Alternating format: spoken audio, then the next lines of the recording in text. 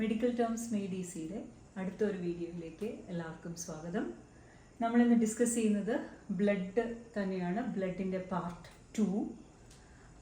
കഴിഞ്ഞൊരു വീഡിയോയിൽ ഞാൻ ബ്ലഡിൻ്റെ കോമ്പോസിഷൻ ചെയ്തിരുന്നു. അതായത് ബ്ലഡിന് 2 കമ്പാർട്ട്മെൻറ്റ്സ് ഉണ്ട്. Fluid compartment called plasma and solid compartment the blood cells. അപ്പോൾ അതിൽ തന്നെ ഫസ്റ്റ് ഫ്ലൂയിഡ് കമ്പാർട്ട്മെൻറ്റ് പ്ലാസ്മയാണ് നമ്മൾ ഇന്ന് ഡിസ്കസ് ചെയ്യുന്നത്. പ്ലാസ്മയും അതിൻ്റെ കമ്പോണൻസും. ഓക്കെ, അപ്പോൾ നമുക്ക് ഏതൊക്കെയാണ് പ്ലാസ്മയുടെ കമ്പോണൻസ് എന്ന് നോക്കാം. പ്ലാസ്മ അന്ന് നമ്മൾ പറഞ്ഞതുപോലെ 55% ഓഫ് ബ്ലഡ് വരുന്ന ഫ്ലൂയിഡ് പോർഷനാണ്. ഇത് ഒരു റെഡ് കളർ അല്ല, ഇതിന് ബ്ലഡിൻ്റെ റെഡ് കളർ നമ്മുടെ സെൽസിൻ്റെ പ്രത്യേകിച്ച് RBCയുടെ കളറാണ്. അപ്പോൾ പ്ലാസ്മയ്ക്ക് ആക്ച്വലി ഒരു ലൈറ്റ് ഒരു യെല്ലോ കളറാണുള്ളത്. മാത്രമല്ല അതിൻ്റെ ഒരു ഭൂരിഭാഗവും വാട്ടറാണ്. ഒരു 90% ഓഫ് പ്ലാസ്മയും വാട്ടർ കൊണ്ടാണ് ഉണ്ടാക്കിയിരിക്കുന്നത്. ബാക്കി ഉള്ള ഏകദേശം ഒരു 10% ആണ് ഈ വരുന്ന കമ്പോണൻസ് എല്ലാം. അപ്പോൾ വാട്ടറാണ് പ്ലാസ്മയുടെ ഒരു മേജർ പാർട്ട്. ഏകദേശം 90% ഓഫ് പ്ലാസ്മ വാട്ടറാണ്. ആക്ച്വലി ബ്ലഡിൻ്റെ തന്നെ മേജർ പാർട്ട് പ്ലാസ്മയാണ്, 55%. ആ പ്ലാസ്മയുടെയും അഗെയിൻ 90%ഉം വാട്ടർ ആണ്. ഇനി വേറെ ഏതൊക്കെ കമ്പോണൻസ് ആണ് പ്ലാസ്മയിലുള്ളതെന്ന് നോക്കാം നമുക്ക്. അപ്പോൾ വാട്ടർ കഴിഞ്ഞാൽ പിന്നെ അടുത്ത ഒരു നെക്സ്റ്റ് മേജർ കമ്പോണൻ്റ് എന്ന് പറയുന്നതാണ് പ്ലാസ്മ പ്രോട്ടീനുകൾ എന്ന് അറിയപ്പെടുന്ന പ്രോട്ടീൻസ്. നമുക്കറിയാലോ, പ്രോട്ടീൻസും കാർബോഹൈഡ്രേറ്റ്സ്, ഫാറ്റ്സ്, ഇതൊക്കെ നമ്മൾ കഴിക്കുന്ന ഫുഡിലൊക്കെ ഉള്ളത് തന്നെയാണ്. ഫൈനലി അത് തന്നെയാണ് ബ്ലഡിൻ്റെയും ഒരു ഭാഗമായിട്ട് വരുന്നത്. അപ്പോൾ പ്രോട്ടീൻസ് ഇൻ ദ പ്ലാസ്മ അല്ലെങ്കിൽ പ്ലാസ്മ പ്രോട്ടീൻസ് എന്നറിയപ്പെടുന്നതാണ് വാട്ടർ കഴിഞ്ഞാൽ പിന്നെ next major component of plasma. അപ്പോൾ അതാരൊക്കെയാണെന്ന് നോക്കാം നമുക്ക്. പ്രോട്ടീൻസ്, ആൽബുമിൻ, 4 പ്രോട്ടീനുകളാണ് പ്ലാസ്മയിലുള്ളത്. Albumin, globulin, prothrombin and fibrinogen. ഈ 4 പ്രോട്ടീൻസിൽ നമുക്ക് ഓരോന്നോരോന്നായിട്ട് എടുത്തു നോക്കാം.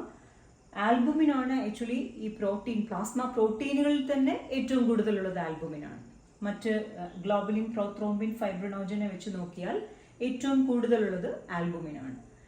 ഒരു അബണ്ടൻറ്റ് പ്രോട്ടീൻ ഇൻ പ്ലാസ്മ എന്ന് പറയാം ആൽബുമിൻ. ഓക്കെ, ഈ ആൽബുമിൻ്റെ ഫങ്ഷൻ എന്ന് പറയുന്നത് നമ്മളിപ്പോൾ ഓൾറെഡി പറഞ്ഞല്ലോ പ്ലാസ്മയിൽ വാട്ടർ ഉണ്ട് എന്നുള്ളത്.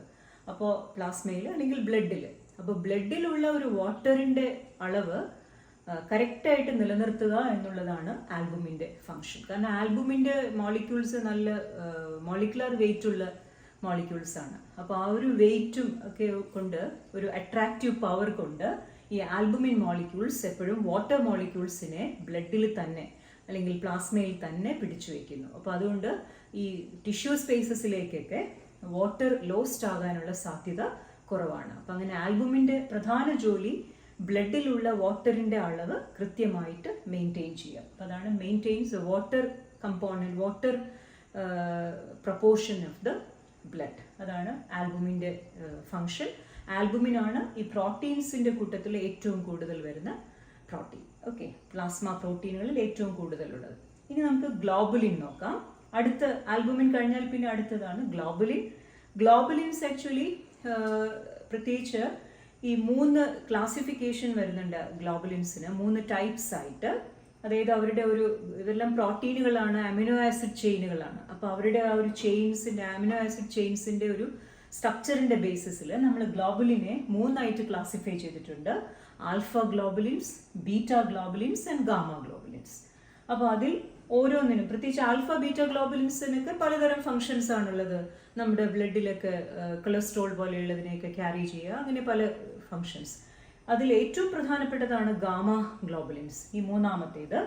ഗാമ ഗ്ലോബുലിൻസിൻ്റെ ആ ഒരു കമ്പാർട്ട്മെൻറ്റിലാണ് നമ്മുടെ ആൻറ്റിബോഡികളെല്ലാം വരിക. കാരണം നമ്മൾക്ക് എപ്പോഴും ഇമ്മ്യൂണിറ്റിയുടെ ഒരു ഭാഗമായിട്ട് നമ്മുടെ ബോഡി ഏതെങ്കിലും ഒരു ആൻറ്റിജനോട് എക്സ്പോസ്ഡ് ആയാൽ ഉടനെ തന്നെ നമ്മുടെ ബോഡി, നമ്മുടെ ഇമ്മ്യൂൺ സെൽസ്, പ്രത്യേകിച്ച് നമ്മൾ ബി ലിംഫോസൈറ്റുകൾ എന്ന് പറയും, ആ ബി ലിംഫോസൈറ്റ്സ് ആൻറ്റിബോഡികൾ എന്ന് പറയുന്ന പ്രോട്ടീൻസ് ഉണ്ടാക്കും. അതെപ്പോഴാണ് whenever the body comes in contact with an antigen, ഒരു പത്തോജനോ അങ്ങനെയുള്ളൊരു foreign thing which is going to harm the body. അപ്പോൾ അങ്ങനത്തെ ഒരു ഫോറിൻ ആയിട്ടുള്ള ഒരു ഹാംഫുൾ ആയിട്ടുള്ള ഒരു സബ്സ്റ്റൻസിനെ നമ്മൾ പൊതുവെ ആൻറ്റിജൻസ് എന്ന് വിളിക്കുക. അപ്പോൾ ഒരു ആൻറ്റിജനുമായിട്ട് കോൺടാക്റ്റിൽ വന്നാൽ നമ്മുടെ ബോഡിയിൽ ആൻറ്റിബോഡികൾ ഉണ്ടാവും. ഈ ആൻറ്റിബോഡികൾ ബ്ലഡിലാണുള്ളത്. ബ്ലഡിൽ തന്നെ എവിടെയാണ്? പ്ലാസ്മയിൽ. എഗെയിൻ പ്ലാസ്മയിൽ പ്രോട്ടീൻ കമ്പാർട്ട്മെൻറ്റിലാണ്. പ്രോട്ടീൻ കമ്പാർട്ട്മെൻറ്റിൽ തന്നെ ഗ്ലോബുലിൻ. എഗെയിൻ ഗ്ലോബുലിൻസിൽ തന്നെ ഗാമ ഗ്ലോബുലിനുകളാണ് ശരിക്കും ആൻറ്റിബോഡീസ്. ഓക്കെ, അപ്പോൾ ഗാമ ഗ്ലോബുലിൻസിനെ അതുകൊണ്ട് ഈ ആൻറ്റിബോഡികളായിട്ട് പ്രവർത്തിക്കുന്നത് കൊണ്ട് അവരെ നമ്മൾ ഇമ്മ്യൂണോ ഗ്ലോബുലിൻസ് എന്നും പറയും. കാരണം ഇമ്മ്യൂണിറ്റിയുടെ ഭാഗമായിട്ട് വരുന്ന ഗ്ലോബുലിൻസ് ആണ് ഇവർ, ഗാമ ഗ്ലോബുലിൻസ്. സോ ഗാമ ഗ്ലോബുലിൻസിൻ്റെ മറ്റൊരു പേരാണ് IG. അബ്രീവിയേഷൻ വരുമ്പോൾ IG എന്നും, അല്ലെങ്കിൽ ഇമ്മ്യൂണോ, ശരിക്കുള്ള എക്സ്പാൻഷൻ ഇമ്മ്യൂണോ ഗ്ലോബുലിൻസ് എന്നാണ്. ചുരുക്കി നമ്മൾ IG എന്ന് പറയും. ആക്ച്വലി ഈ IGs തന്നെ ഇമ്മ്യൂണോ ഗ്ലോബുലിൻസ്, അതായത് ഗാമ ഗ്ലോബുലിൻസ് തന്നെയുണ്ട് 5 വിധം. അഗെയിൻ അവരുടെ മോളിക്യൂൾസിൻ്റെ ഒക്കെ ഒരു വ്യത്യാസം കൊണ്ട് ഇങ്ങനെയാണ് നമ്മൾ പറയുക അവരെ A, D, E, G and M. 5 തരം ഇമ്മ്യൂണോഗ്ലോബുലിൻസ് ആൻറ്റിബോഡീസ് നമ്മുടെ ഗ്ലോബുലിൻ കമ്പാർട്ട്മെൻറ്റിലുണ്ട്. Gamma globulins IgA, IgD, IgE, IgG and IgM. ഇതിൽ തന്നെ ഏറ്റവും കൂടുതലുള്ളത് IgG ആണ്. ഓക്കെ, നമ്മുടെ പ്ലാസ്മയിലും ഒക്കെ ഏറ്റവും കൂടുതലുള്ളത് IgG ആണ്. The most abundant immunoglobulin in the plasma ആണ് IgG. അപ്പോൾ ഈ IgG അതുപോലെ ADEM ഇവരൊക്കെയാണ് നമുക്ക് ഇമ്മ്യൂണിറ്റി എപ്പോഴും പ്രൊവൈഡ് ചെയ്യുന്ന, ഇമ്മീഡിയറ്റ് ആയിട്ട് നമ്മുടെ ബ്ലഡിൽ തന്നെ പ്രസൻ്റ് ആയിരിക്കുന്ന പ്രോട്ടീനുകൾ. ഓക്കെ, അപ്പം അങ്ങനെ ഗ്ലോബുലിൻസ് ആക്ച്വലി ആരാണ്? ഗാമ ഗ്ലോബുലിൻസ് ആണ്. അതിൽ IgG ആണ് ഏറ്റവും most abundant immunoglobulin in the plasma.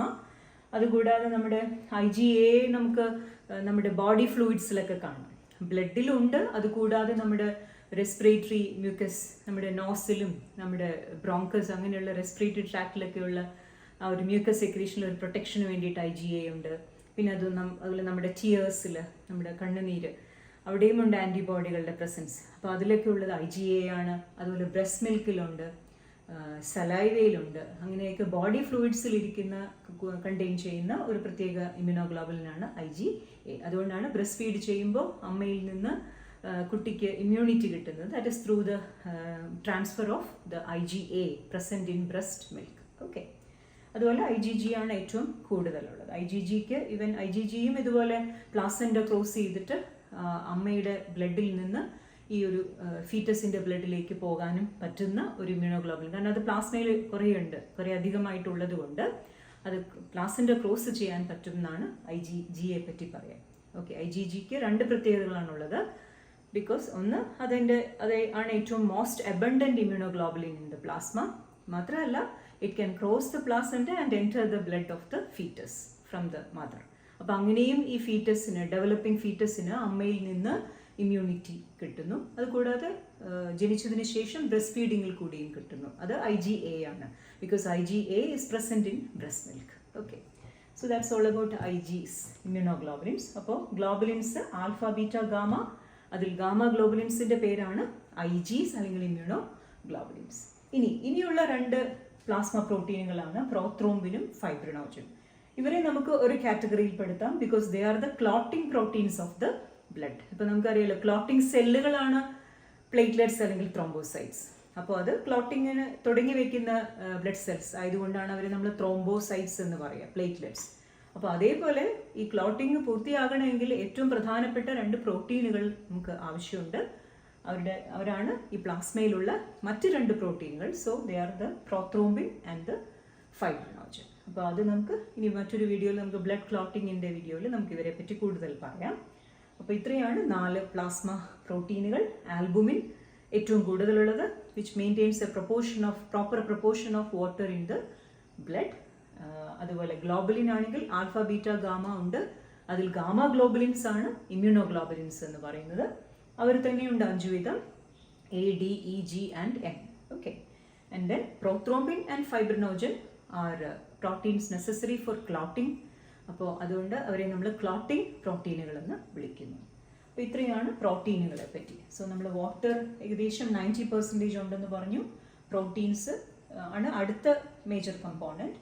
പിന്നെ ബാക്കിയുള്ളതെല്ലാം ഇതുപോലെ ഷുഗർ എന്ന് പറഞ്ഞാൽ മെയിൻലി ഗ്ലൂക്കോസ്. നമുക്കറിയാമല്ലോ ബ്ലഡിൽ ഗ്ലൂക്കോസ് എപ്പോഴും ഉണ്ടാവും. കാരണം സെല്ലുകൾക്കൊക്കെ ഏറ്റവും ആവശ്യമുള്ളൊരു ഫ്യൂവലാണ്, എനർജി ഉണ്ടാക്കാനുള്ള ഏറ്റവും പ്രധാനപ്പെട്ട ഫ്യൂവലായിട്ടാണ് ഗ്ലൂക്കോസ് ഉണ്ടാവുക. ഓക്കെ, അപ്പോൾ ഷുഗേഴ്സ് പ്രത്യേകിച്ച് ഗ്ലൂക്കോസ്. പിന്നെ ലിപ്പിഡ്സ് എന്ന് പറഞ്ഞാൽ ഫാറ്റാണ്. ഫാറ്റ്സ് പ്രത്യേകിച്ചും നമ്മുടെ ബ്ലഡിൽ പ്ലാസ്മയിലുള്ള ലിപ്പിഡ്സ് എന്ന് പറഞ്ഞാൽ 2 ടൈപ്പാണ്. കൊളസ്ട്രോൾ ആണ് ഒരെണ്ണം, മറ്റത് ട്രൈഗ്ലിസറൈഡ്സ് എന്ന് പറയും. സോ കൊളസ്ട്രോളും ട്രൈഗ്ലിസറൈഡ്സുമാണ് നമ്മുടെ ബ്ലഡിൽ അല്ലെങ്കിൽ പ്ലാസ്മയിൽ വരുന്ന ലിപ്പിഡ്സ് എന്ന് പറയുന്നത്, അല്ലെങ്കിൽ ഫാറ്റ്സ് എന്ന് പറയുന്നത്. കൊളസ്ട്രോളും പിന്നെ ട്രൈഗ്ലിസറൈഡ്സ്. ഓക്കെ, അപ്പോൾ ഇവരെയാണ് നമ്മൾ ലിപ്പിഡ് ടെസ്റ്റുകളൊക്കെ ചെയ്യുമ്പോൾ, ബ്ലഡിലെ ലിപ്പിഡ്സ് ഒക്കെ ചെക്ക് ചെയ്യുമ്പോൾ നമ്മൾ ഇവരെയാണ് ചെക്ക് ചെയ്യുക. Serum triglycerides and serum cholesterol. പിന്നെയാണ് ഇലക്ട്രോലൈറ്റ്സ് അല്ലെങ്കിൽ സോൾട്സ് എന്നൊക്കെ നമ്മൾ പറയുന്ന മറ്റൊരു വിഭാഗം കമ്പോണൻസ് വരുന്നത്. ഇവരാണ് ഇലക്ട്രോലൈറ്റ്സ് എന്ന് പറയുന്നത് തന്നെ. ഇവർ സോൾട്ടുകളാണ് ആക്ച്വലി.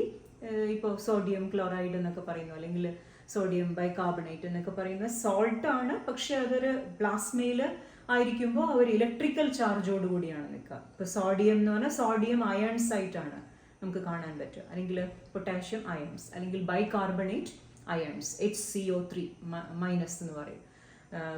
പൊട്ടാഷ്യം ആണെങ്കിൽ K+, പോസിറ്റീവ് അയണാണ് പൊട്ടാഷ്യം. അതുപോലെ സോഡിയം അതെ Na+. ഓക്കെ, അപ്പോൾ ഇവരെയൊക്കെയാണ് ഇവർ സോൾട്ടുകളാണ് യഥാർത്ഥത്തിൽ, but they are present in blood in the form of ions. അപ്പോൾ അതുകൊണ്ട് ആ ഇലക്ട്രിക്കൽ ചാർജ് ഉള്ളത് കൊണ്ടാണ് ഇവരെ നമ്മൾ സോൾട്ടുകളെന്നും പറയും, അല്ലെങ്കിൽ ഇലക്ട്രോലൈറ്റ്സ് എന്നും പറയും. ഏറ്റവും കൂടുതലൊക്കെ വരുന്നത് സോഡിയം അയൺസ് ഒക്കെയാണ്. അപ്പോൾ ഇവരും എപ്പോഴും നമ്മുടെ ബ്ലഡിൽ കറക്റ്റ് പ്രൊപ്പോർഷനിൽ വേണം. സോഡിയം പൊട്ടാഷ്യം ഇവരുടെയൊക്കെ ലെവൽസ് കൂടാനോ കുറയാനോ പാടില്ല. അതിപ്പോൾ ഏത് കമ്പോണൻ്റ് ആയാലും അങ്ങനെയാണ്. പിന്നെയാണ് എൻസൈംസ്. ഇപ്പോൾ പലതരത്തിൽ ഇപ്പോൾ നമ്മുടെ ബോഡിയിൽ നടക്കുന്ന കെമിക്കൽ റിയാക്ഷൻസ് ഉണ്ടല്ലോ, സെല്ലുകളിൽ നടക്കുന്ന മെറ്റബോളിക് റിയാക്ഷൻസ്. അപ്പോൾ അവരെയൊക്കെ സ്പീഡപ്പ് ചെയ്യാനുള്ള കമ്പോണൻസ് ആണ് എൻസൈമുകൾ എന്ന് പറയും. ഇപ്പോൾ ലിവർ എൻസൈംസ് ഉണ്ട്, അല്ലെങ്കിൽ മസിൽ എൻസൈംസ് ഉണ്ട്. ഓക്കെ, ഇവരെയൊക്കെ നമ്മൾ വേരിയസ് ഡിസീസസിൽ ബ്ലഡിൽ ടെസ്റ്റ് ചെയ്യാറുണ്ട്. ഓക്കെ, അതൊക്കെ നമുക്ക് ഈ മറ്റ് ചാപ്റ്ററുകളിൽ പഠിക്കും. ഇപ്പോൾ ലിവർ എൻസൈംസ് ആണ് നമ്മുടെ ട്രാൻസാമിനേസസ്, SGOT, SGPT എന്നൊക്കെ പറയുന്നത്.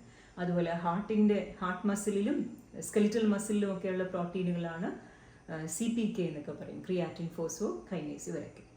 ഓക്കെ, അപ്പോൾ അങ്ങനെ എൻസൈംസും പ്ലാസ്മയിലുണ്ട്. ഓക്കെ, പിന്നെ ഹോർമോൺസ് എന്തായാലും ഉണ്ടാകുമല്ലോ, കാരണം ഹോർമോൺസിനെ ട്രാൻസ്പോർട്ട് ചെയ്യുന്ന മീഡിയമാണ് ബ്ലഡ് എന്ന് പറയുന്നത്. നമുക്കറിയാം എൻഡോക്രൈൻ ഗ്ലാൻഡ്സ് എന്ന് പറയുന്ന ഗ്ലാൻഡുകളാണ് ഹോർമോണുകൾ ഉൽപ്പാദിപ്പിക്കുന്നത്. സോ തൈറോയിഡും പാരാതൈറോയിഡ്, അതുപോലെ പിറ്റ്യൂട്ടറി, എഡ്രീനൽസ്, ഇവരെല്ലാം ഹോർമോൺസ് ഉണ്ടാക്കുന്ന എൻഡോക്രൈൻ ഗ്ലാൻഡ്സ് ആണ്. So all hormones are secreted into blood. വേറൊരു ഡക്റ്റോ അങ്ങനെയൊന്നും ഇല്ലല്ലോ എൻഡോക്രൈൻ ഗ്ലാൻഡ്സിന്. അപ്പോൾ എല്ലാ എൻഡോക്രൈൻ ഗ്ലാൻഡ്സും ഹോർമോണുകളെ സെക്രീറ്റ് ചെയ്യുന്നത് ബ്ലഡിലേക്കാണ്. സോ ബ്ലഡാണ് ഈ ഹോർമോണുകളെ ക്യാരി ചെയ്യുന്നത്. എവിടെയാണോ ഹോർമോൺ ആക്ട് ചെയ്യാൻ പോകുന്നത് അങ്ങോട്ട് ഈ ഹോർമോണുകളെ കൊണ്ടുപോകുന്നത് ബ്ലഡാണ്. അപ്പോൾ എന്തായാലും ബ്ലഡിൽ ഹോർമോൺ ഉണ്ടാകണം, ഹോർമോൺസ് ഉണ്ടാവും. സോ ഹോർമോൺസ് ബ്ലഡിൽ എവിടെയാണുള്ളത്? പ്ലാസ്മയിൽ. ഓക്കെ, അപ്പോൾ അതാണ് തൈറോയ്ഡ് ഹോർമോൺസ്, അല്ലെങ്കിൽ അഡ്രിനാലിൻ, നോർ അഡ്രിനാലിൻ, അല്ലെങ്കിൽ ഇപ്പോൾ പിറ്റ്യൂട്ടറിയുടെ ഹോർമോൺസ്, ഇൻസുലിൻ, പാൻക്രിയാസിൻ്റെ ഹോർമോൺസ്, ഇൻസുലിൻ, ഗ്ലൂക്കഗോൺ, ഇവരെയൊക്കെ നമുക്ക് ബ്ലഡിൽ പ്ലാസ്മയിൽ കാണാൻ പറ്റും. ആൻഡ് ഫൈനലി വൈറ്റമിൻസും വളരെ ചെറിയ ഒരു എമൗണ്ട് ഓഫ് വൈറ്റമിൻ, അവർ വളരെ മൈക്രോ ന്യൂട്രിയൻറ്റുകൾ എന്നറിയപ്പെടുന്നവരാണ് വൈറ്റമിൻസ്. അപ്പോൾ അതും ഒരു വളരെ ചെറിയ അളവിൽ പ്ലാസ്മയിലുണ്ടാവും. അപ്പോൾ ഇത്രയുമാണ് പ്ലാസ്മയുടെ മേജർ കമ്പോണൻറ്റ്സ്. അപ്പോൾ ഇതിൽ ഏറ്റവും പ്രധാനപ്പെട്ടത് ഈ പ്രോട്ടീനുകളും അവരുടെ ഡിവിഷൻസുമാണ്. അപ്പോൾ ഇത്രയുമാണ് പ്ലാസ്മയെ പറ്റി പറയാനുള്ളത്. ഇനി നമുക്ക് മറ്റൊരു വീഡിയോയിൽ സെൽസ്, അതായത് ഇപ്പോൾ നമ്മൾ ഡിസ്കസ് ചെയ്തത് എന്താണ്? ഫ്ലൂയിഡ് കമ്പാർട്ട്മെൻറ്റ് ഓഫ് ബ്ലഡ് ആണ് പ്ലാസ്മ, 55% വരുന്നത്. ഇനി മറ്റൊരു വീഡിയോയിൽ നമുക്ക് ആ സെൽസിൻ്റെ കമ്പാർട്ട്മെൻറ്റ്, അതായത് എന്താണ് സോളിഡ് കമ്പാർട്ട്മെൻറ്റ്, 45% വരുന്നത്. അവർക്ക് വേറൊരു പേരാണ് formed elements of blood, RBC, WBC and platelets. അപ്പോൾ അത് നമുക്ക് മറ്റൊരു വീഡിയോയിൽ ചെയ്യാം. പറ്റുമെങ്കിൽ ഞാൻ ഓരോ സെല്ലായിട്ട് ഡിസ്കസ് ചെയ്യാം. Okay, thank you.